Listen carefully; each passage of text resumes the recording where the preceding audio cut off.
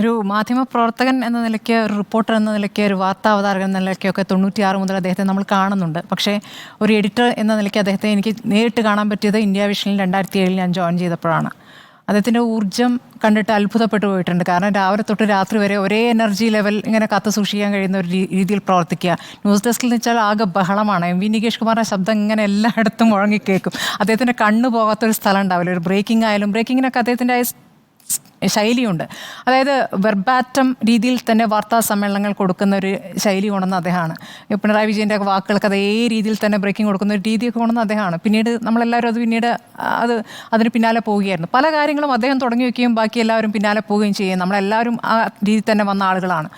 അപ്പോൾ അതിന് എന്താ പറയുക, ഈ ശൈലി കാണുന്നതിന് മുൻപ് തന്നെ നമ്മളൊക്കെ ചിലപ്പോൾ മാധ്യമപ്രവർത്തനം തുടങ്ങിയിട്ടുണ്ടാകും. പക്ഷേ യഥാർത്ഥ മാധ്യമപ്രവർത്തനത്തിൻ്റെ ശൈലി എന്താണെങ്കിലും, അല്ലെങ്കിൽ ഒരു എന്താ പറയുക, വിഷ്വൽ മീഡിയയുടെ ഒരു ഭാഷ രൂപപ്പെടുത്തിയെടുത്തതിൽ വലിയൊരു പങ്ക് വഹിച്ച വ്യക്തിയാണ്.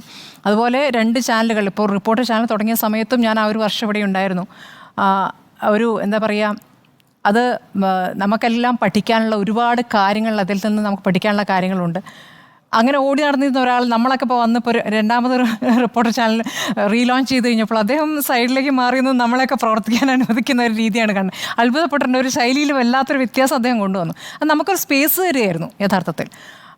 പിന്നെ എന്താണ് എനിക്ക് അദ്ദേഹത്തെ സ്വയം പര്യാപ്തത കൈവരിക്കാൻ വേണ്ടിയിട്ട് വിട്ടത്. അതെ, നമ്മളെ ഒന്ന് സ്വയം പര്യാപ്തരാക്കുകയായിരുന്നു. അത് അദ്ദേഹത്തിൻ്റെ ഒരു രീതിക്ക് പറ്റും. വെച്ചാൽ ഫുൾ ടൈം ഈ എനർജിയാണല്ലോ, ഇങ്ങനെ ചാടി നിൽക്കുന്ന എം വി നികേഷ് കുമാറിനെ കണ്ടിട്ടുള്ളൂ.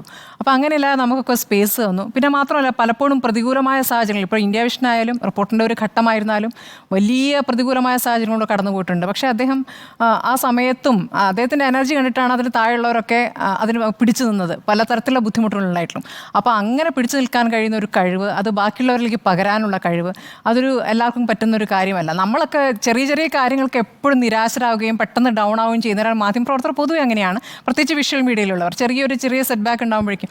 പക്ഷേ അദ്ദേഹം അങ്ങനെയല്ല. അറ്റ്ലീസ്റ്റ് നമ്മളെ അടുത്ത് കാണിക്കുക പോലുമില്ല. അങ്ങനെ ആ ഊർജ്ജം നമ്മളിലേക്കൊക്കെ പകർന്നു കിട്ടുന്നുണ്ട്. ഇപ്പോൾ അദ്ദേഹം രാഷ്ട്രീയ പ്രവർത്തനത്തിൽ ഇറങ്ങുക എന്ന് പറയുന്നത് തെറ്റായിരിക്കും. നേരത്തെ പറഞ്ഞ പോലെ അദ്ദേഹത്തിൻ്റെ ഉള്ളിൽ അതുണ്ട്. അദ്ദേഹത്തിന് കുടുംബപരമായിട്ട് തന്നെ അങ്ങനെയുണ്ട്. ആ ഒരു എനർജി ആയിരിക്കും അദ്ദേഹത്തിന് കിട്ടിയിട്ടുള്ളത്. അദ്ദേഹത്തിൻ്റെ പിതാവിൻ്റെ കയ്യിൽ നിന്ന് കിട്ടിയ ഒരു ശൈലി ആയിരിക്കണം. അപ്പോൾ എന്താ പറയുക, അതിൽ നന്നായി ശോഭിക്കാൻ കഴിയട്ടെ സാറിന്.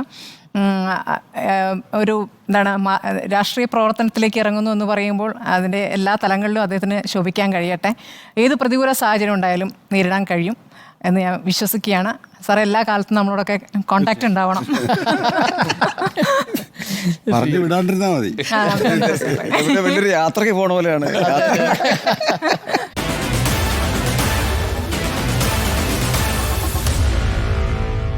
Meet the editors.